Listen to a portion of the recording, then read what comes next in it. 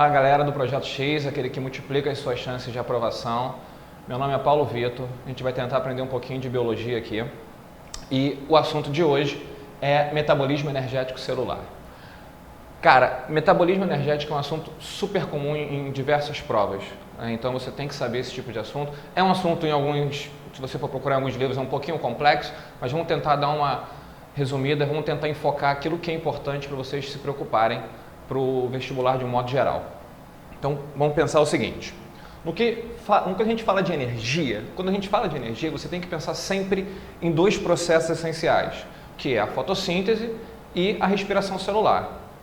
E esses processos são realizados por organismos bem específicos.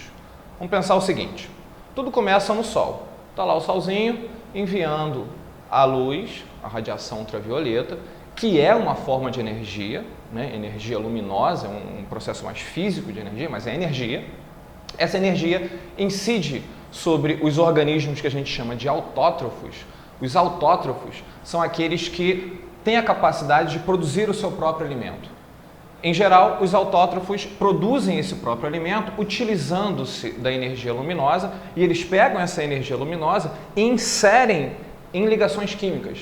Então, veja bem, você pega uma energia luminosa e insere essa energia numa ligação química. Você pega uma energia, então, física e coloca num composto químico. Isso que o autótrofo faz. Esse processo é o que a gente chama de fotossíntese. Então, a fotossíntese, essencialmente, transformar a energia luminosa em energia química. Essa energia química, ela vai se apresentar na forma de várias moléculas, mas vamos considerar que a principal é a glicose. Então, enfoca na ideia da glicose. Você pega a luz e insere a energia luminosa para construir glicoses. Ótimo. Essa glicose, por sua vez, vai entrar nos organismos heterótrofos. O heterótrofo é aquele que não produz o seu próprio alimento, é aquele que vai ter que consumir, vai ter que arrancar essa energia, essa substância química de um outro organismo. Então, o heterótrofo, por exemplo, os animais, eles consomem essa glicose, que tem a energia do Sol inserida na molécula, e quebram essas ligações e obtêm a energia a partir dessas ligações. Essa energia vai ser utilizada para você trabalhar, para você funcionar. A célula não funciona de graça. Essa energia ela se apresenta na forma de ATP, vocês já devem ter ouvido falar isso aí. Ok? Então vamos dar uma olhadinha agora no que é a fotossíntese e no que é a respiração. Então vamos dar uma olhadinha, pessoal, na fotossíntese. Bom, fotossíntese é um processo que vegetais realizam, as algas realizam e alguns moneras, né? Algumas bactérias conseguem realizar o processo de fotossíntese. Basicamente, vamos olhar para a fotossíntese que depende do cloroplasto, que é no caso dos vegetais e das algas. As bactérias não têm cloroplasto, mas o processo não é tão diferente não. Porque o cloroplasto é uma organela bastante importante também para provas de vestibular. O cloroplasto é uma organela que tem duas membranas, uma membrana externa e uma membrana interna. Essa membrana interna tem dobras, tem invaginações para o seu interior aqui. O interior é uma região que a gente chama de estroma. O estroma é a região onde vai acontecer a fase escura da fotossíntese, que a gente vai ver já já. E existem umas bolotinhas, membranas mesmo, bolas de membrana, e dentro dessas bolas existem diversas substâncias, em especial a clorofila. Essas bolotinhas nós chamamos de tilacoides. Tilacoide é onde está colocada a clorofila. E como a clorofila está aqui, a clorofila é o pigmento que absorve a luz, é nessa região que acontece a fase clara da fotossíntese. No estômago, a fase escura, que não usa a clorofila necessariamente. Então vamos entender como é que são essas duas fases aqui agora. Então, pessoal, vamos dar uma olhadinha nas fases da fotossíntese. Na fotossíntese que depende da luz, na etapa fotoquímica, que a gente chama também de fase clara, você tem didaticamente dois momentos. O primeiro momento é a fotólise da água. Foto, luz, lise quebra. Você vai quebrar a molécula de água usando a luz. Cara, se você usa a luz, você precisa da clorofila, lembrem disso. A fase clara, ela tem esse nome pela dependência da luz excitando a clorofila para as reações químicas acontecerem. Então, a molécula de água ela vai sofrer um processo de quebra, existem enzimas responsáveis por isso, mas a clorofila é essencial. Existe uma região onde você tem uma grande concentração de clorofila no cloroplasto, e essa quebra da água vai liberar íons H+, vai liberar O gás oxigênio. O gás oxigênio que vai embora. Esse cara aqui é liberado pela planta e é ele que a gente respira. Ele é produzido nesse primeiro momento. Os H+, eles não podem ficar soltos. Eles vão ser capturados posteriormente por um receptor de hidrogênio, que é o NADP, e esse receptor de hidrogênio pega os hidrogênios e prende esses caras temporariamente. Então, fotólise da água, quebra da água, ajuda da clorofila, dependência de luz e clorofila. Quebrei a água, libero íons H+, esses íons H+, vão ser captados pelo NADP. O gás oxigênio, descartado, liberado para o ambiente. É aqui que o oxigênio é produzido. Não pensem que a planta transforma gás carbônico em oxigênio. Lembrem sempre que o oxigênio da fotossíntese vem da quebra da molécula de água. Isso é uma coisa importante. Então, vamos seguir para a etapa que a gente chama de fotofosforilação. Na verdade, as duas coisas acontecem muito interligadas. Olha só, na fotofosforilação, que também depende da luz, o que vai acontecer? A gente está olhando para a membrana que existe dentro do tilacoide. Então, aquela região do cloroplasto que eu falei, o tilacoide, aquela bolotinha vermelha que eu mostrei para vocês no desenho, é essa membraninha aqui. Na parede dessa membrana existem inseridos o que a gente chama de fotossistemas, que são complexos onde existem enzimas e também existe a clorofila. O fotossistema que tem clorofila é onde acontece a quebra da molécula de água. Quando a quebra da água, quando a fotólise da água acontece, você tem a liberação de hidrogênios. Eu falei que os hidrogênios são liberados e captados pelo NAD. Os hidrogênios eles são quebrados, são liberados aqui, eles ficam nessa região. E aqui ao lado de fora é a região do estroma. Aqui seria dentro do tilacoide. Estroma, dentro do tilacoide, membrana do tilacoide. Quebrei a molécula de água com a ajuda da clorofila, os hidrogênios estão sendo liberados. Nessa quebra, é óbvio que tem elétrons, tem energia envolvida. E esses elétrons eles são transportados pelos fotossistemas de um ao outro. E no final, o fotossistema 1, que é o último fotossistema, ele vai transferir esse elétron aqui para que o NADP consiga, a partir desse elétron, captar hidrogênios. E de onde estão vindo esses hidrogênios? São os hidrogênios da água, esses hidrogênios daqui. Pô, mas se os hidrogênios estão lá em cima, como é que eles apareceram aqui embaixo do outro lado da membrana? Repara só, esse lado começou a ficar encharcado de hidrogênios. A molécula de água foi quebrada, eu entupi essa região aqui dentro do tilacoide com hidrogênios. Esses hidrogênios, como o lado de fora, como esse lado de dentro do tilacoide está muito concentrado, ele precisa entrar, né? Vai acontecer uma pressão para que eles entrem. E eles só vão conseguir entrar por esse canal. Esse canal, na verdade, é uma proteína que a gente chama de ATP sintase. Conforme os hidrogênios entram, quando eles são atraídos pela diferença de concentração, eles vão entrar, fazer com que a ATP sintase gire. Isso é fantástico. É uma enzima, é uma proteína, na verdade, é uma proteína que vai girar conforme os hidrogênios entram. É parecido com uma ideia de uma hidroelétrica. Você vai girar a turbina, essa rotação da turbina gera energia. Você tem a energia cinética, a energia do movimento. Então, por uma atração química, você vai girar essa turbina, você vai girar essa proteína e essa rotação gera energia suficiente para a construção de ATPs. Então, você vai produzir ATP aqui por essa rotação. E os hidrogênios que vão entrar vão ser captados pelo NADP com a ajuda desses elétrons que estão liberados da quebra da água aqui. Isso é uma ideia rápida da fotólise da água e da fotofosforilação da fase clara. Agora vamos dar uma olhadinha na fase bioquímica, ou fase de escuro. Uma coisa importante é vocês terem ideia de que a fase clara e a fase escura, elas dependem da luz. Isso é essencial, porque o nome fase escura leva você a acreditar que a fotossíntese escura acontece no escuro e a parte clara acontece no claro. Não, tudo depende da luz. O nome fase clara é porque as reações da fase clara dependem diretamente da luz. As reações da fase escura não usam a luz diretamente, mas vocês vão ver que a fase escura ela vai utilizar os produtos da fase clara. Então, se você não tem luz, não tem fase clara. Se não tem fase clara, não tem produto da fase clara. Se não tem produto de fase clara, você não tem fase escura. Então, o nome ilude a gente pra caramba, é um problema, mas não tem como fugir disso. Então, lembrem-se, a fase bioquímica ou fase escura também depende da luz. Indiretamente, mas depende. Basicamente, é o ciclo de Calvin-Benson, no qual se resume essa fase inteira. É um ciclo de reações, uma série de reações que a gente não tem que se preocupar em detalhar, não tem que se preocupar em lembrar quem é quem aqui no meio disso tudo. A ideia básica é o que importa. O que acontece aqui? No meio desse ciclo de reações, vai acontecer a entrada de 3 CO2. 3 molzinhos de CO2, galera. O gás carbônico que é consumido pelas plantas na fotossíntese entra aqui. Repara que ela já soltou o oxigênio na fase clara. O oxigênio já foi liberado e só agora vai entrar gás carbônico. Então não cai na ideia de que gás carbônico vira oxigênio. Não, ele está entrando depois. Então o CO2 está entrando na reação, os carbonos vão ser essenciais aqui nesse caso, principalmente.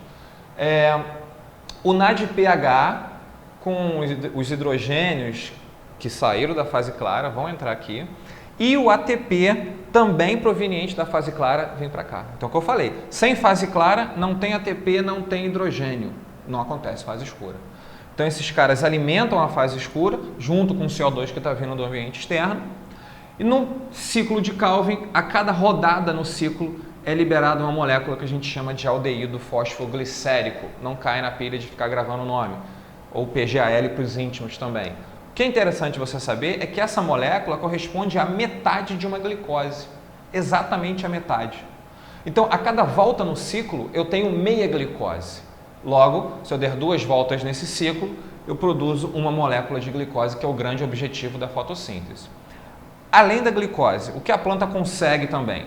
Ela consegue outros carboidratos, ela consegue converter essa glicose em outros carboidratos, como frutose, por exemplo, a própria sacarose, o amido e etc.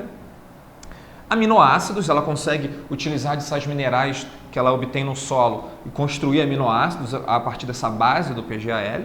Ela constrói também vitaminas e lipídios. Então, essencialmente, a planta constrói tudo que ela precisa para a sobrevivência dela, a nível de nutrientes, a partir desse PGAL que vem do processo de fotossíntese. Por isso que a gente diz que ela produz o próprio alimento. Não é só glicose, é um monte de outras coisas. Beleza? Então, isso é a fotossíntese. Agora é hora de a gente olhar a respiração celular aeróbica. Pessoal, a respiração aeróbica é aquela que depende do gás oxigênio. Tá? Então, lembrem-se, a aeróbica vai ter o nosso amigo O2. Essa respiração, para acontecer, ela também depende de uma organela muito famosa, que é a tal da mitocôndria. Então, as células que realizam a respiração aeróbica são as células que têm mitocôndria e, por isso, vão utilizar o oxigênio. A primeira parte dessa respiração é basicamente a quebra da glicose. A molécula de glicose, que agora está no citoplasma, essa região aqui é o citoplasma, é o citossol. Tá? Então, dentro do citoplasma, você vai ter a molécula de glicose sendo quebrada numa série de reações que, no final, vão gerar 2 piruvatos. Uma glicose é uma molécula de 6 carboninhos. Cada piruvato tem 3 carbonos. Então, basicamente, eu quebrei uma molécula de 6 carbonos em 2 moléculas de 3 carbonos. Nesse processo de quebra, existe a liberação de hidrogênios. Esses hidrogênios não podem ficar soltos. Nesse momento, surgem 2 receptores, 2 NADs, e cada NAD fica com 2 hidrogênios. Então, os 4 hidrogênios estão capturados. Então, onde eu tinha lá o NAD, agora eu tenho o NADH mais H+. Maravilha. Resolvi o problema dos hidrogênios. Esse processo de quebra, inicialmente, ele consome ATP. Então, 2 ATPs são consumidos, entram na reação. Eu gasto ATP para realizar o primeiro momento da minha respiração. Mas, de tabela, mais à frente, pouco antes de eu gerar os piruvatos, para cada piruvato eu tenho a produção de 2 ATPs. Então, saem 2 ATPs para cada piruvato. Logo, gastei 2, mas ganhei 4, tenho um saldo de 2 ATPs. Maravilha. Cada um dos piruvatos, cada um deles vai ter que ser direcionado para a mitocôndria. Tá? Então, é óbvio que eu vou fazer um esqueminha só para um piruvato, mas vocês são espertos, vão entender que esse esquema vale para os 2. Tá? Vocês vão desenhar 2 vezes a mesma coisa. Então, vamos enxergar dobrado a partir de então. Um piruvato entra na mitocôndria, e aí lá na mitocôndria, que tem as suas duas membranas, o piruvato vai atravessar essas membranas. Nesse processo, antes de chegar ao ciclo de Krebs, ele vai perder CO2. Então, cada um dos piruvatos vai ter a perda de uma moléculazinha de CO2. Olha que legal. Eu estou liberando o CO2 no processo respiratório, o CO2 que você solta aí na sua respiração, e até agora não entrou oxigênio. Você não viu em momento nenhum a entrada de oxigênio. Eu liberei gás carbônico, mas não tive a entrada de oxigênio. Concluímos, portanto, que o oxigênio não vira gás carbônico na respiração. Você consome oxigênio e solta gás carbônico, mas um não vira o outro. Liberei gás carbônico, também liberei hidrogênios e agora saiu o hidrogênio, já surge o NAD, já captura e vira NADH+. É o mesmo esqueminha lá de antes. Então, mais um pouquinho de NAD com o hidrogênio que eu consegui no processo. Agora, a molécula já transformada, ela vai entrar num ciclo de reações, que é o ciclo de Krebs. Também são várias reações que a gente não precisa lembrar dos intermediários. A ideia aqui é que você entenda o contexto geral. Agora, o piruvato, então, no ciclo de Krebs, ele vai ser triturado. Eu gosto de imaginar que o ciclo de Krebs é um triturador, é um destruidor de piruvatos. A molécula com carbonos e hidrogênios, ela vai ser massacrada e eu vou esquartejar, vou arrancando pedacinhos dela. E esses pedacinhos que tem carbono, que tem oxigênio e que tem hidrogênio vão sendo arrancados. CO2 vai ser liberado, os hidrogênios vão ser capturados pelo NAD, vão ser capturados por uma outra molécula chamada de FAD, mas a ideia é que hidrogênios estão saindo, eles estão sendo capturados, e eu produzi um pouquinho de ATP também. Vamos enxergar isso aqui tudo dobrado. Na verdade, são 2 ATPs que estão sendo produzidos. Agora, a grande questão são os hidrogênios. Isso aqui vai embora. ATP é energia, maravilha, o que a célula quer para usar. Agora, ela tem um problema com os hidrogênios, porque desde lá da glicólise até aqui eu estou acumulando hidrogênios e esses hidrogênios têm que ser descartados, eles têm que sair.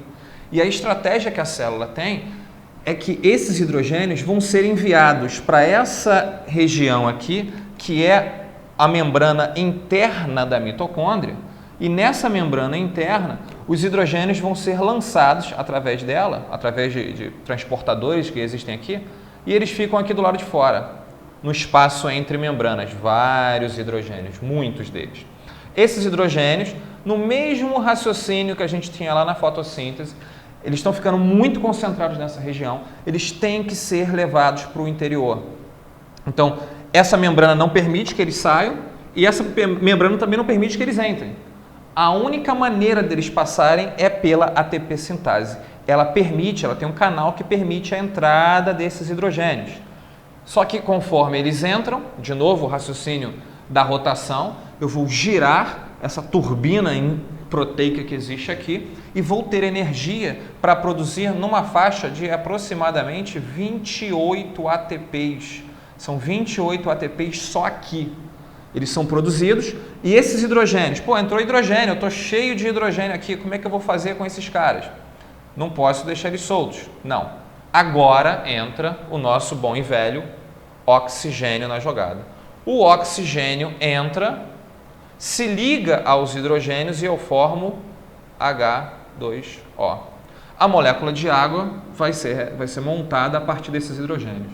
Então, pessoal, a função do oxigênio na sua respiração é captar hidrogênios, para não deixar a célula ficar ácida demais. Essa é a função do oxigênio. Só entra no final do processo. E esses hidrogênios, na entrada pela ATP sintase, geram energia suficiente para a produção de 28 ATPs, fora os ATPs produzidos antes aí no processo. Essa é uma ideia então mais geral da respiração aeróbica. Então, galera, para fechar agora, respiração celular anaeróbica, ou seja, é aquela respiração que não utiliza o oxigênio. Os organismos anaeróbicos são aqueles que não usam o oxigênio, porque não vivem em ambiente oxigenado e porque também não tem mitocôndria. Ou às vezes tem mitocôndria, mas está num ambiente que não tem oxigênio e o que resta para ele é fazer a respiração anaeróbica. Então, nesse momento aqui, o cara que faz essa respiração, ele não vai usar o oxigênio. E se vocês lembrarem, qual era a função do oxigênio? Captar hidrogênios. Oxigênio é o receptor de hidrogênios. Então, na verdade, o problema da célula anaeróbica é quem vai ficar com os hidrogênios. O processo em si é glicose ser quebrada, liberar hidrogênios, formar NADPH2, gerar 2 piruvatos. Até aqui, maravilha, a gente já viu antes. Consumo 2 ATPs e de tabela eu vou ter a liberação daqueles 4 ATPs. Maravilha. 2 ATPs para cada piruvato. Até aí todo mundo feliz. Só que qual é o problema? A partir daqui eu entrava na mitocôndria e tinha uma série de acontecimentos que iam culminar na captação dos hidrogênios com o oxigênio. Não tem mais isso, não tem mitocôndria, não tem oxigênio. Como é que esses hidrogênios aqui vão sair do NAD? Porque eles precisam sair. O NAD tem que se livrar deles para voltar a ser NAD para capturar mais hidrogênios, senão trava o processo inteiro. Então eu preciso de alguém para receber os hidrogênios. Não é o oxigênio porque ele não está presente. Na falta do oxigênio, o que a célula vai fazer? Vai pegar o hidrogênio e vai devolver para o piruvato. Falar, meu filho, se vira, o problema é teu. Faz o que você quiser com esses hidrogênios. E aí, com os hidrogênios, esses piruvatos, obviamente, vão se transformar numa outra coisa. E que coisa vai ser essa? Depende da célula que eu estou analisando. Depende das enzimas que essa célula tem. Então, eu vou falar para vocês de 2 processos de fermentação. Tá? 2. Existem muitos outros, mas os 2 importantes, os 2 que vocês têm que conhecer, é a fermentação alcoólica e a fermentação lática. Como é que elas acontecem?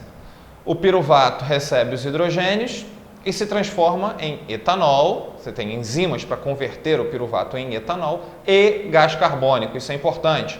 A fermentação alcoólica, além de produzir álcool, produz CO2. Se você viu uma fermentação que produz gás, se uma questão de prova qualquer te deu a ideia de que está sendo liberado gás e o processo de fermentação, pode apostar sua vida que é a fermentação alcoólica. Tá? Essa é a única que produz gás. A outra possibilidade é que a célula tenha enzimas para transformar piruvato em ácido lático. Então, nesse caso, a fermentação será lática. E uma coisa interessante é que todos os 2 compostos são tóxicos para essas células, esses compostos têm que ser liberados, são descartados, têm que ser jogados para fora. Nossas células musculares produzem ácido lático quando falta oxigênio e esse ácido lático, por exemplo, pode causar a dor muscular famosa, que é a tal da cãibra, tá? Porque é tóxico. Então, essa é a respiração anaeróbica, galera.